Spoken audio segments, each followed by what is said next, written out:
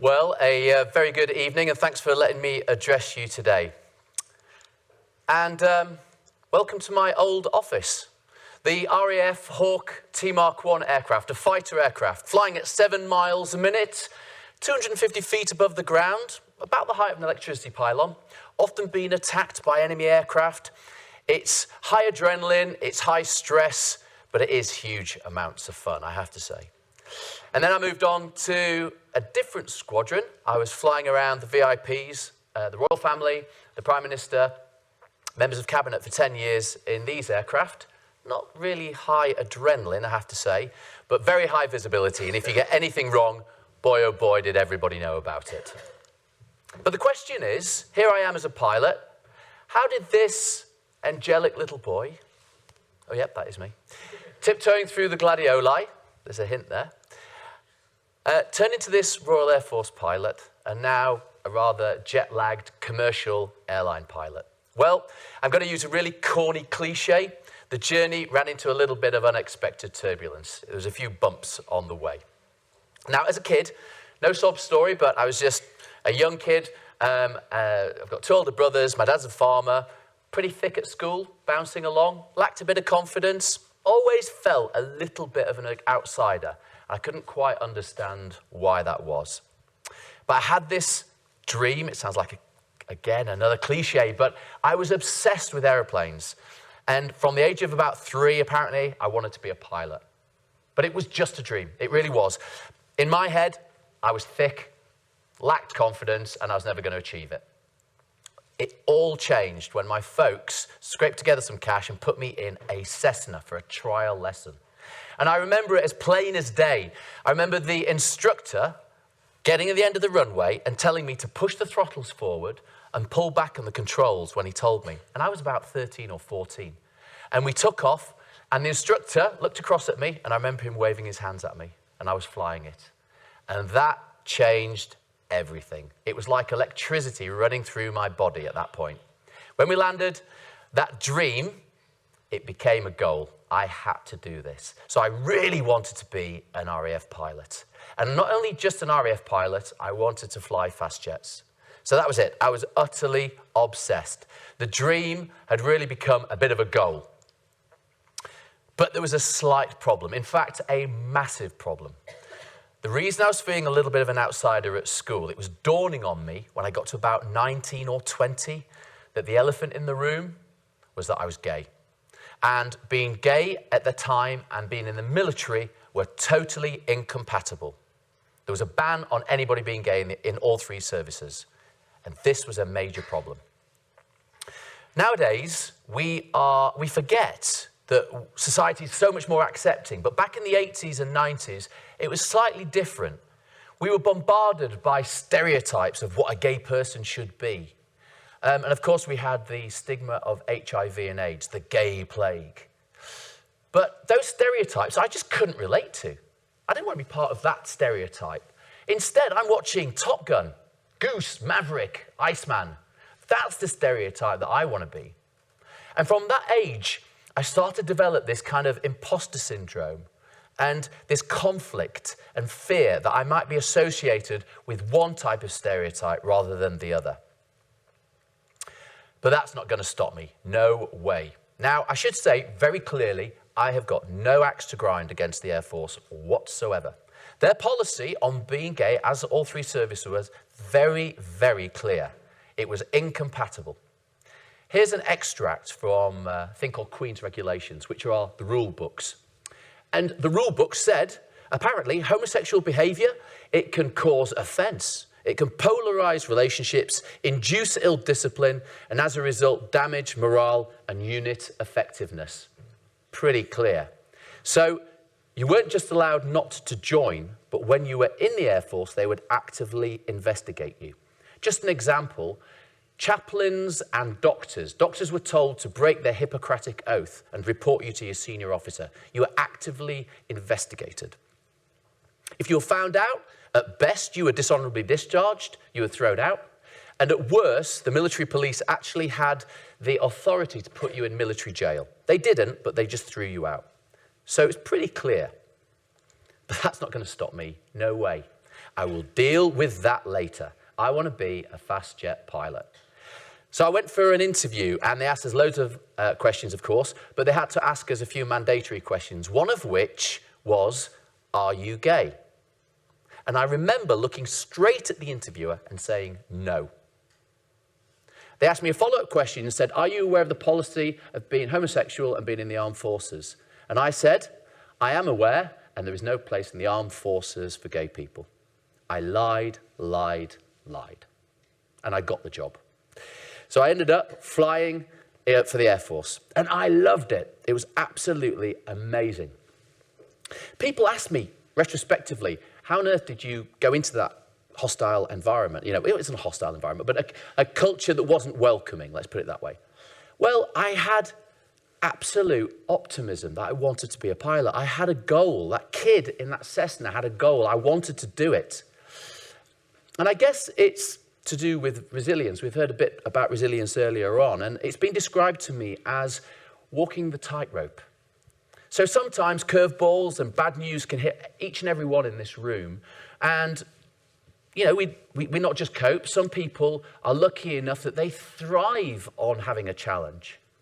And then other times you might not cope quite so well. And, you know, you might struggle and it might even make you unwell. What changes? Well, it's the mindset. And my mindset at that point, and it changed the further I served, was so positive. I've got a boyhood dream in my grasp, and nothing is going to stop me. So I did okay, actually. I passed all my officer training, I went through flying training, and I flew this, the Hawk, the same aircraft that the Red Arrows fly. A boyhood dream. I've accomplished it, and I loved it. It was absolutely great. But now things started to get a little bit more demanding. Slight aside. Right, I need you to use your imagination. You're all cavemen and cavewomen. You're marauding across the savannas of Warwick. You're in your loincloth and you've got a big club. Okay, you've got to use your imagination. And this chap jumps out. Scary old saber-toothed tiger. You are gripped with fear. You are gripped with stress. Your heart rate is pounding. You have to make an immediate decision. Do you smack him over the head with your club? Do you run like Billy-O? Or do you play dead? Okay, we've heard it before. The fight, flight, freeze response. It has to be immediate. Why? Because it's your survival. It's your survival brain kicking in. You can't do a cost-benefit analysis, a risk assessment, health and safety. No. He'll eat you if you do all of that. You've got that. Now, every single person in this room has got that survival brain hardwired to your head. We've all got it, not just cavemen and cavewomen. But there aren't many saber-toothed tigers in our modern day lives. We've heard already other fears. It might be something rational, it might be something irrational, it might be a spider or a moth, it might be a fear of an area that you're growing up in. It can be a whole host of things. But for me, my saber-toothed tiger was being outed whilst being in the Air Force because it was against the law. At the beginning, I could cope with it, but the longer I served, the more and more it became a massive problem for me. Now, flying's pretty or was certainly alpha male, macho, but one thing that we've always talked about is the relationship between stress and performance. We have this concept called the stress bucket. Sometimes it's really big, sometimes it's really small. Things happen in our lives that fill the stress bucket. Once that stress bucket is full and it starts overflowing, our performance starts suffering. We start making poor decisions. And of course, it's very, very important in my world. You don't want that pilot making a poor decision. When we get up in the morning, we're not really firing on all cylinders. Our performance is pretty poor. But by the time we get into work, we need a little bit of stress, a little bit of anxiety, even maybe a bit of fear. We've talked about that earlier, in order to perform. Now, I've graduated as a fast jet pilot, a baby fast jet pilot, and I'm now doing a course which I guess is a little bit similar to the sort of Top Gun course. It's not in California, it's in Wales, and it rains a lot. But, again, you've got to use your imagination. Now, the Air Force want me operating to the very peak of my performance, to get the very most out of me. And I'm struggling. I'm struggling with my ability. I'm really finding this course very, very hard. I'm reaching the limit of my own personal ability. On top of that, the most demanding course I could do, I'm struggling anyway with my ability as a pilot. I have got a lot going on upstairs in my head. I have the fear of being outed, which is getting more and more difficult to manage. I've got all these things going in my head, in particular, internal dialogue.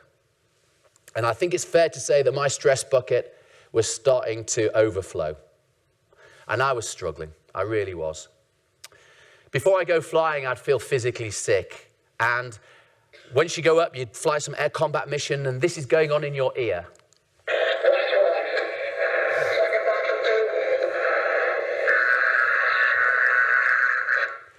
Very stressful environment. Another aeroplane is trying to attack you. Now, I'm sure some of you in the room have probably heard about the Professor Steve Peters' The Chimp Paradox. In a nutshell, he explains it beautifully, way better than I can. But the human brain, the prefrontal cortex, makes all the logical, slow, informed decisions that differentiates us from animals. But as we've said already, we still have that survival brain in our head. And when we're attacked, be it a saber-toothed tiger, or be it fear of being outed, or whatever is your own individual fear, whether it's rational or irrational, then our thought process changes and we click into our survival brain. He calls it the chimp brain. It's as if we've got a chimpanzee in a cage in our head, and he sits there all day really quietly and eats his banana, he's a good lad, and then somebody rattles his cage and he goes absolutely berserk. And when he goes berserk, your clarity of thought is masked. And you start making very quick, intuitive decisions. Fight, flight, freeze. Run, hide, yes, no. And they're not the best thought processes when we're under pressure. Now, I go off on one particular mission, and it's all getting too much for me. My ability as a pilot is right on the edge. I've now got a lot going on about my private life, and I fly a particular mission where it's two aeroplanes versus one, and it's simulated, but it's assessed. I've got an examiner in the back, and I fire a simulated missile, thinking it's going to take out the enemy or the simulated enemy in the war game. And to my horror, my instructor rolled the aeroplane upside down and said, "You've just shot down your squadron member," if it was for real. I made a massive clanger of a mistake.